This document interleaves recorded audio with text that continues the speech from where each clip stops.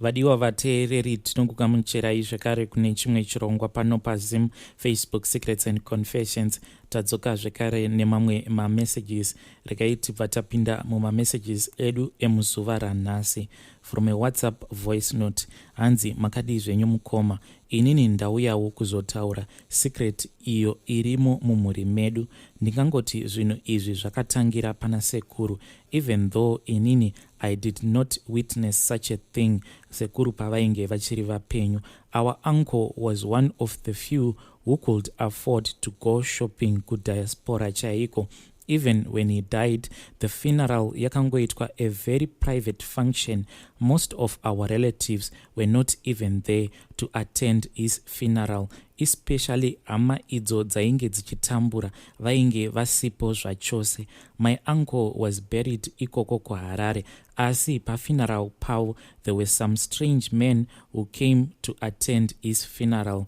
Asi there was something about varume ava vakauya kuzoatenda funeral yasekuru vangu, because rufu rwasekuru rwakasvika pakupera and those men never got out of their car. Uye parufu pasekuru pakabikwa chikafu chainge chisina kana salt. Inini I saw the faces of those men cause ndakaenda kunovapa chikafu ndini, but havana kana kumbotaura neni or to say thank you for the food. They just took the food vakabva vavhara mawindo emotikari yavo. As for our neighbors, wese ainge achiuya kuzobata maoko vainge vachigamuchirwa kugedhi ikoko. Vaiti vakagamuchirwa kugedhi ikoko vaibva vagezeswa maoko nevazukuru vainge vakamira kugedhi. Hameno kuti why zvinhu izvozvo zvainge zvichiitwa, but it still boggles the mind kuti zvese zvinhu izvi zvakaitwa parufu rwasekuru vangu zvainge zvichiitirwei. Saka in those days kwaiva nerimwe benzi iri rainge riri rechikadzi. Benzi iroro raiwanzokutenderera between Avondale nekusemi Levy. Benzi iroro rakabva rauya parufu rwasekuru vangu. Benzi iroro parakauya kuzoatenda parufu rwasekuru vangu, no one even bothered to stop her from entering into the yard. She was actually given food, but chikafu chacho chakangoita zvekupakurirwa muplastic bag rekwa TM. After benzi iroro rapiwa chikafu, she then left our house. Patakazoenda kunoviga sekuru vedu, those men vainge vauya kuzoatenda rufu rwasekuru, takabva taona kuti vainge vatova kumakuva already, and the grave iro rainge richifanira kuti sekuru vedu vange vachizovigwa mariri, that grave was full of mud, as if someone ainge adira a bucket of water into that grave. That grave was so muddy. Sekuru vakabva vavigwa, and parufu rwasekuru, the people who attend the funeral, we were less than 20 parufu ipapo. But if I look at our family, actually our family is a very big family that is scattered across Zimbabwe and Mozambique. Saka painge pachidzikiswa coffin rasekuru into the grave, those men avo vainge vauya kuzoatenda funeral yasekuru, those men just disappeared. First they were there, but takazongona motikari yavo yava kutodriviwa yainge yatova kure uko, and no one even said anything about those men. After sekuru vedu vabva mukuvigwa mukoma, kwakabva kwatanga kufiwa like hameno kuti vanhu vangani vakafa, because I still remember kuti 2 of my cousins vakabva vangofa in a space of about 3 months. With all of this happening, I started to notice kuti benzi riya rekuya parufu rwasekuru vedu, she was now frequenting our house. Benzi iroro parakatanga kungouya pamba pedu, there were days pandainzwa kuti no man, there is a foul smell that is coming from my father's bedroom, like kunua chaiko. Then one day I came from school early, and in those days we had a chauffeur who could take us to and from school. But musi iwowo pandakamona akandimirira kunze kwegate, ndakabva ndaita musikanzwa. I then dodged him, ndikabva ndapinda mukombi nema friends angu.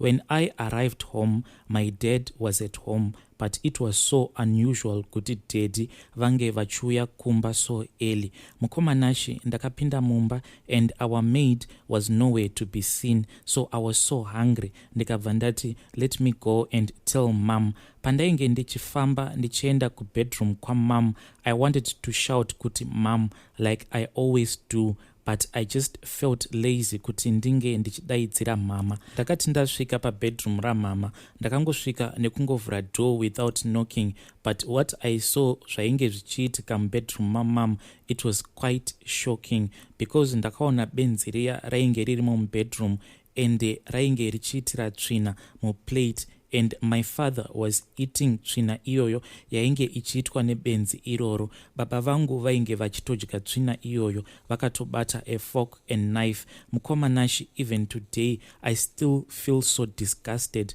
with everything that I saw zvainge zvichiitika mubedroom imomo. I just turned around and I went outside and I started to vomit. Saka benzi iri raikwanisa kutogara pamba pedu even for a month ringori muyard.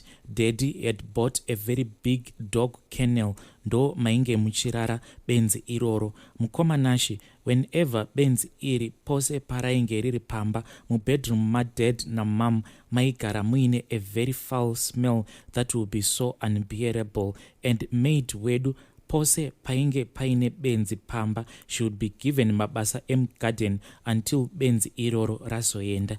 Saka I have my brother uyo asiri kunzwa zvakanaka, like mentally he is very unstable, so my brother we took him tava naye kuno kudiaspora, but recently ndichitaura naye he said to me, daddy vaindimanikidza kuita bonde nebenzi riya raipota richiuya kumba, ende vaiti kana ndapedza kuita bonde nebenzi iroro vaibva vatanga kudya zvese zvinenge zvichibuda panhengo yemukadzi iyeye. I then asked him kuti ko zvainge zviri zvii zvainge zvichibuda pamukadzi iyeye kana wapedza kuita bonde naye, but semunhu asiri stable, his answers changes depending with his mood. Sometimes anoti ndaiti kana ndikapedza kuita bonde nemukadzi iyeye panhengo pake paibva patanga kubuda makonye, daddy vaibva vatora makonye iwawo anenge achibuda panhengo yemukadzi iyeye vachidya. Sometimes anokwanisa kuti ndaiti kana ndikapedza kuita bonde nemukadzi iyeye paibva patanga kubuda weti panhengo yemukadzi iyeye, daddy vaibva vatanga kutora weti iyoyo vachinwa. Ndiyowo confession yangu iyi mukomanashi. Before our dad passed away, it was like he knew kuti he was about to die because he just rushed us out of the country tikabva tauya kuno kunyika kwatiri. We don't even know where our father is buried. Our mom ndo vakazofira havo kuno kunyika kwatiri. Our young brother ndiye akambosara achigara nadad kumba. Iye mukutaura kwake anongoti pacho pakazofa daddy vedu ndiye ega hama yavo yainge iripo pafuneral yadad. Hanzi hapana kana hama yavo yakambogara yauya, painge pangori nevatorwa chete. Ende hanzi daddy vedu havana kana kumbogara vaitwa body viewing, ende daddy havana kana kumborara pamba like zviya zvinoitwa zvekuti chitunha chinombotanga charara pamba then chozovigwa the following morning. Iye anoti motikari dzefuneral dzakangobva kumorgue straight forward dzichitoenda kucemetery. Daddy vangu vakabva vatovigwa just like that. Shortly afterwards, my mom then sold our house pacho pakazofa daddy vedu, but ameno kuti mari yacho yavakatengesa imba yedu yakabva yaenda kupi we don't even know. But what bothers me about our story is my siblings havatombodi kuti tinge tichitaura about this issue. They just want us to sweep it under the carpet like we had a normal upbringing. Kuno I once got attacked nemunhu ainge achitotangawo kupenga. I then told my elder sister kuti sisi ndaatakwa nebenzi, and ivo vakabva vangoti kwandiri kurohwa nebenzi means good luck, zvikabva zvatongopera zvakadaro. Please kana zvichiita itai zvekunyora, do not post my voice note. Vedare ndo message yandakatumidzirwa navahanzvadzi vedu as a WhatsApp voice note. Hey, nyika yakatakura kurema zvechokwadi zvakangooma hazvo veduwe. Ngatitaurei navo mucomment section. It is truly scary. Asi in this situation yekuti your siblings vanenge vasingade kuti zvinhu izvi zvinge zvichibuda pachena, ungazvifambisa sei? Zvakangooma hazvo zviri munyika. Regai tibva taenda panyaya yedu inotevera. Makadi zvenyu mukoma Nhashe. Ini hangu handisi mupenyu, nokuti ndikati ndiri mupenyu ndinenge ndichinyepa. Ini handisi mupenyu mukoma Nhashe. Ndiri kukumbirawo nhamba dzasekuru Tembo.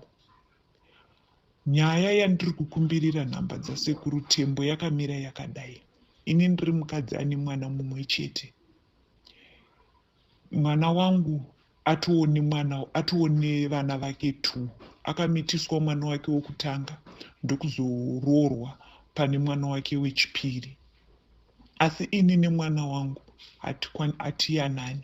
Dambudziko riripo nderekuti ini ndakanga ndakaroorwa ndokurambwa. Ndakabva pamurume ndofunga mwana wangu aine 7 years, nokuti murume uyu aindirova each and every day paanenge anwira wawa. So ndakadhisaidha kutongobva ndokuti regedzai ndibve ndiine mwana wangu ndinochengeta mwana wangu ndega. So ndakachengeta mwana wangu se-single mother kusvika mwana wangu akura.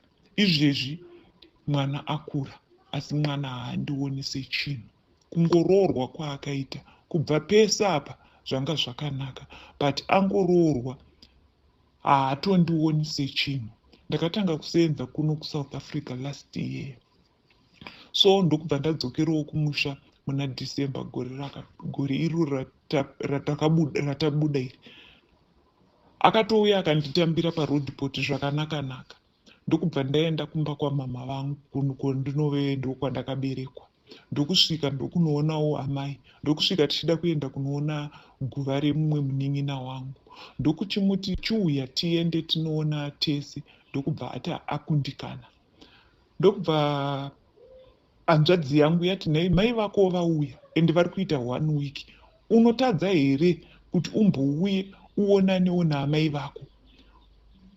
Ndobva ati handisi kukwanisa kuuya. Ndobva asenda mari yekuti mama ndipewo mari yakati.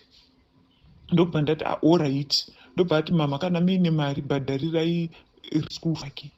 Ndobva ndati alright. Hanzvadzi yangu ndobva iti imimi ndimi munomujaidza, haadi kukuonai, asi imimi muri kumuti zvese muri kuti muri kumuitira. Why? Ngaauye kuno akuone, regedzai timuti mama vako varwara, tione kuti achanzwa sei. Ndobva vafonera murume wacho naiye vakati mama vari kurwara, uyai muvaone. Mwana wangu haana kuuya. Ndopa vakanditi muri kuzvionaka kuti mwana haatokudei zvachose, anoda mari yenyu but iye haakudei. So kubva ipapo akabva atondibloka, haataure neni, haadii, but anotaura nemunin'ina wangu kwamainini kuti upenyu hwakandiomera, achitaura maererano nekuomerwa kwaakaitwa neupenyu. So paakataura kudaro ndopandakati alright, ndazvinzwa. Munin'ina wangu achindiudza, ndikati ndazvinzwa, regedzai nditsvage mari ndimuhodhere bhutsu dziri kutaurwa nevanhu dziri kunzi dziri kutengeswa, atengesewo, otherwise upenyu hunomuitira zvakanaka. So ndopandakaudza munin'ina wangu, regai ndichakutumirai mashoko akapindura kumunin'ina wangu ndokuzondipindura. Saka inini ndafunga kuti sekuru Tembo pamwe vanogona kundibatsira, vandiudze kuti kana uchida kurovera zamu kumuhacha unorirovera sei. Ndobva ndagara ndaziva kuti handina mwana zveupenyu hwese. Inini ndafunga kurovera zamu kumuhacha. It's a long story, but ndangoti nditaure in short, otherwise ndiri kutadza kunyatsotaura neshungu nehasha. Ukaona uine mwana 1 uyezve ari mwana musikana, asingatokucheuki, asingakutarisi, but uchichengeta mwana waakamitiswa, ndiwo unotora, unoita zvese kubva pane chekutanga kusvika pane chekuguma. Handizive, pamwe ndinenge ndichitadza, but Mwari dai azondibatsira. Ndaseparetana nemwana uyu, atadza kuzouya muupenyu hwangu zvachose. Ndaingoda kuti nerimweni rezuva azozive kuti chinhu chinonzi mai chakakosha, ende mai vane mablessings mukati muupenyu hwake. So ndanga ndichikumbira nhamba dzasekuru Tembo kuti vakandipawo nhamba dzavo ndinokwanisa, vanokwanisa kundiudza kuti kana uchida kurovera zamu kumuacha ndinorirovera sei. Please ndapota, inini handikwanisi kuenda paYouTube kuti ndikwanise kuzoteera macomment section. So munogona kuzonditumirawo macomments or else achatumirwa nevanhu kana kuti zvichataurwa nasekuru Tembo. Ndaikumbira kuti muzonditumirawo mukomanashe, ndokumbirawo kuti muzonditumirawo kana kuti maindipa nhamba dzasekuru Tembo ndovaudza vondiudzawo zvekuita zvingandibatsire muupenyu hwangu. Ndatenda hangu. Vedare ndo meseji yandatumidzirwa navahanzvadzi vedu. Zvakangooma hazvo, mhuri iyi iri kutoda strong counseling chaiyo. Kana kuri kunzi munenge muine maadvices enyu amunenge muchida kuvapa, please feel free kuya kuinbox kwangu kana kuti munonyora mucomment section ndobva ndaita copy and paste kuchati ravo. Zvakangooma hazvo vedu we, ngatisanganei zvekare mune zvimwe zvirongwa zvinotevera.